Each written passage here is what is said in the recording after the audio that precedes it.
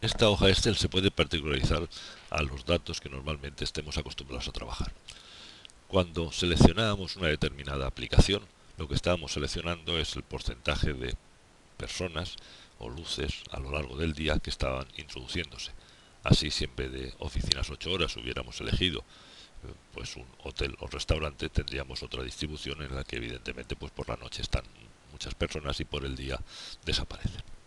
En todas estas opciones siempre va a aparecer un particular 1, particular 2, etcétera. Esas son distribuciones que el usuario puede particularizar. Esto nos aparecerá igualmente en accesorios de ventanas. Ahí tendremos los particulares tanto al exterior como al interior. Nos aparecerá en actividades de personas, especificando el calor sensible, el calor latente, etcétera. La forma de encontrar estos valores serían en casillas amarillas, es posible modificar, y las tendremos a la derecha. Si observamos, aquí tendríamos el color, el coeficiente de absorción en función del color de la pared. Más a la derecha tendríamos las condiciones en función de la estación meteorológica, pudiendo poner esos particulares 1, etcétera.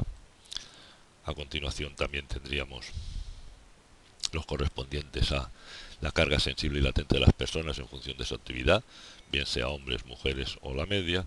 Y finalmente, a la derecha, pues tendremos las distribuciones que habíamos dicho inicialmente. Si por ejemplo en ese particular 1 quiero que considerar un 20%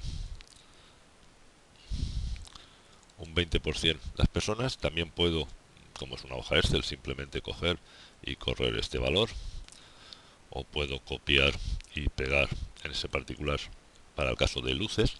Aquí estaremos diciendo que el particular 1 en ocupantes será un 20%, en luces un 20% y en equipos un 100%.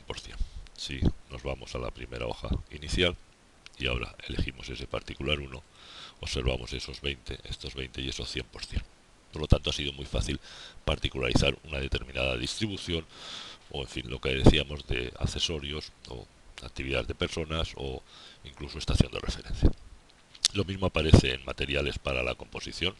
En este caso, partíamos de una cierta composición con unos materiales y los tendremos en la parte de abajo. En este caso, tendremos esos particulares bien para capas horizontales o capas verticales con el nombre que le queramos introducir y los valores de densidad, calor específico, resistencia al paso de vapor, etcétera. Un segundo hecho que no era tan evidente era la fracción de sombra, es decir, si estaba en sombra por edificios colindantes. Por ejemplo, si va a estar en sombra, en refrigeración, en el mes de julio, a la hora solar 9, que es el momento de cálculo, si va a estar en sombra o no, unas ventanas por edificios colindantes.